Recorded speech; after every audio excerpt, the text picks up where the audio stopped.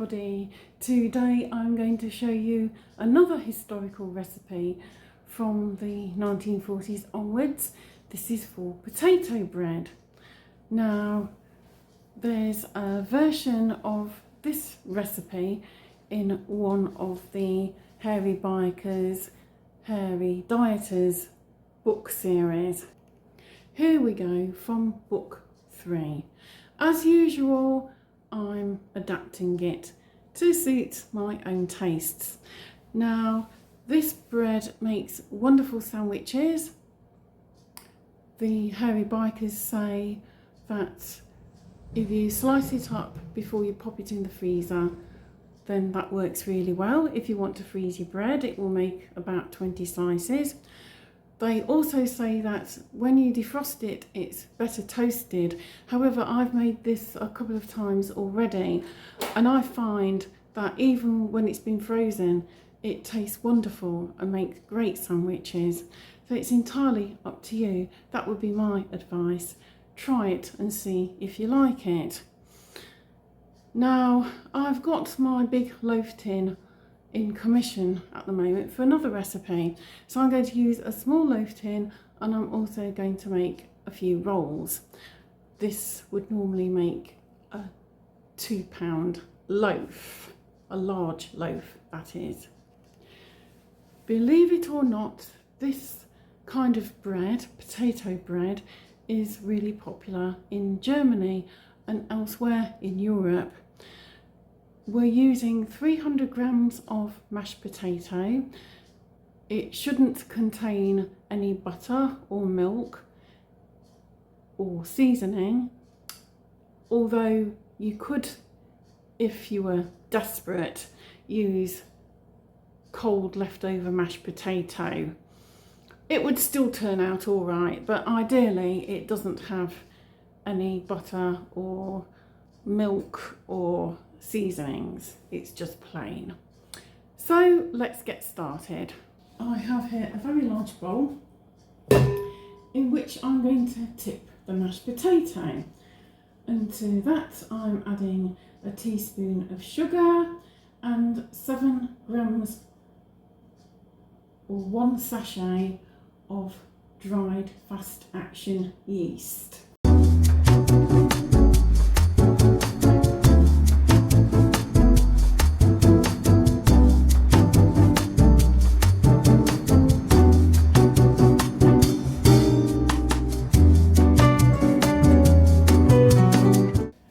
The mash doesn't have to be really cold, just warm.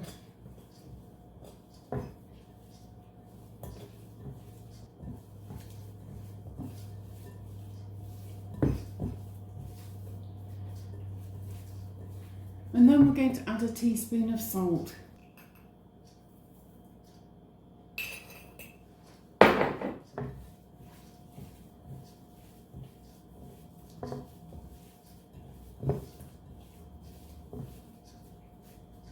Now next you add 300 grams of strong white flour. Now of course during the war you might only have access to the flour that you use for making the national loaf, which was brown, and even after the end of the war you might only have access to plain flour. I'm going to do mine similar to that.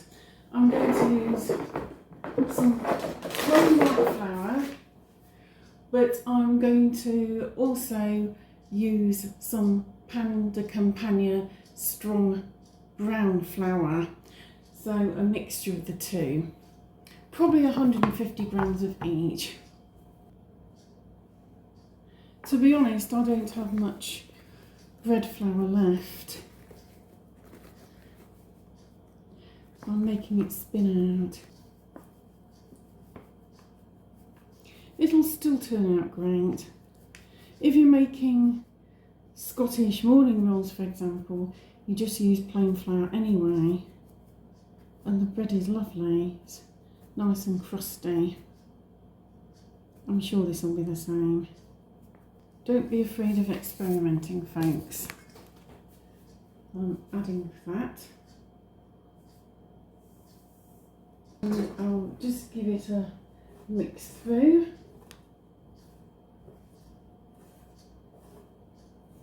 Get the hands in there. Now, based on 20 slices in a loaf, it works out about 65 calories a slice, which is a lot less than the average slice of bread. There we go. And now I need 75 millilitres of lukewarm water.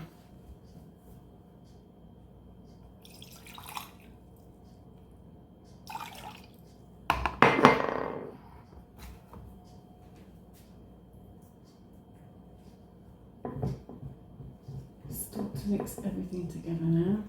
You can use a knife if you prefer to do this, if you don't like to get your hands in a mess. I often don't, but I don't mind today. I'm in one of those moods where it doesn't really matter.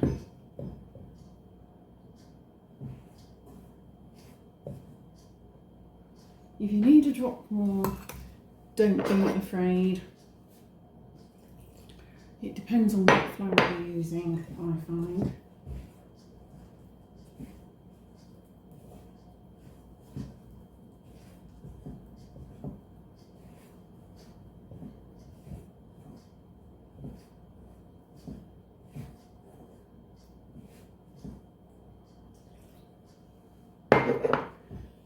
You want a fairly sticky dough.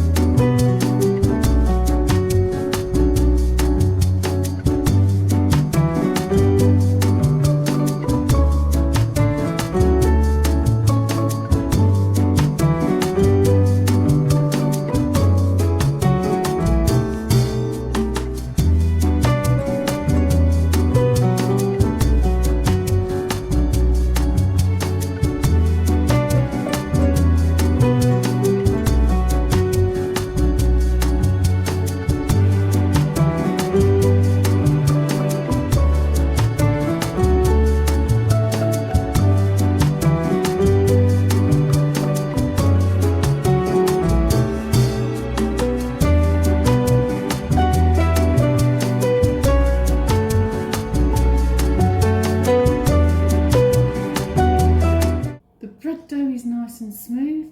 I'm placing it back in the bowl, which is greased with a little olive oil, and I'll put that in a warm place now to rise for at least an hour, covered over with a clean tea towel.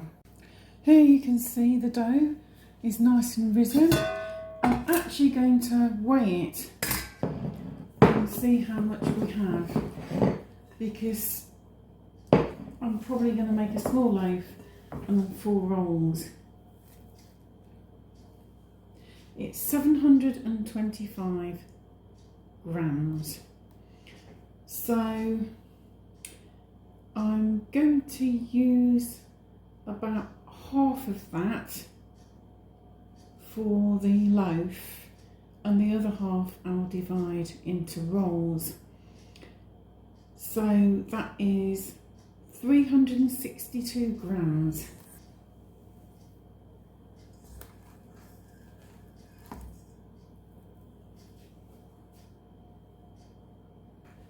I'm going to roll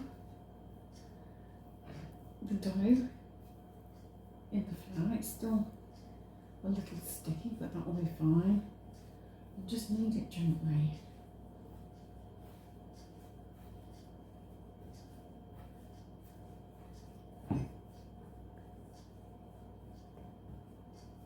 I've greased a small bread tin with some oil, rubbed around with a butter paper. I'm going to pop this lovely smooth dough now into the tin, and that will now prove for another hour or maybe a little longer. Note to self, need a new dough scraper. I did have one, I don't know where it is. This should leave enough to make 4 rolls. If you wanted larger ones, then I would say do just 2 big baps. I'm going to tip this out onto the board, give it a knead, and then we'll see how we go. I often use the scales to help me divide each ball up into even pieces. There we go. I kneaded them in the same way and divided them into 4 even rolls. Flattened the tops very slightly and just dusted with whatever flour residue was left. And these will now prove for a wee while. They will probably take about 20 minutes to prove, and then they can go in the oven. The loaf will take significantly longer, but they look quite attractive, don't they? It's lovely smooth dough.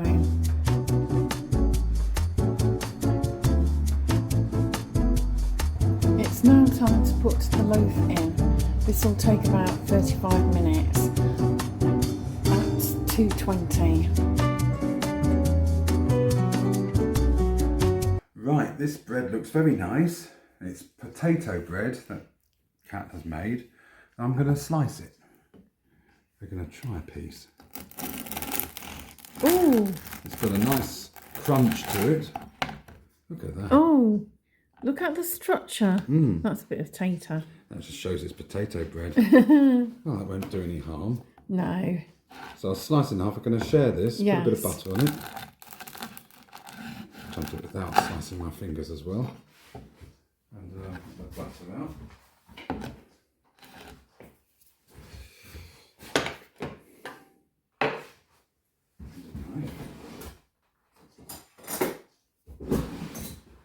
Put a bit on each piece.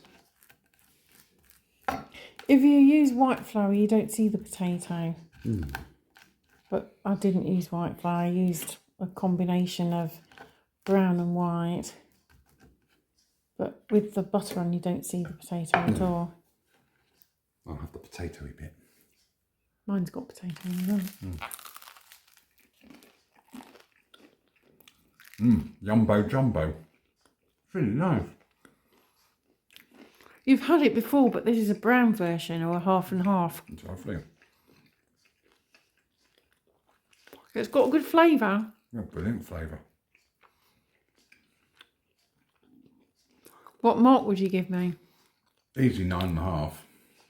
Oh, thanks, babe. Another successful recipe.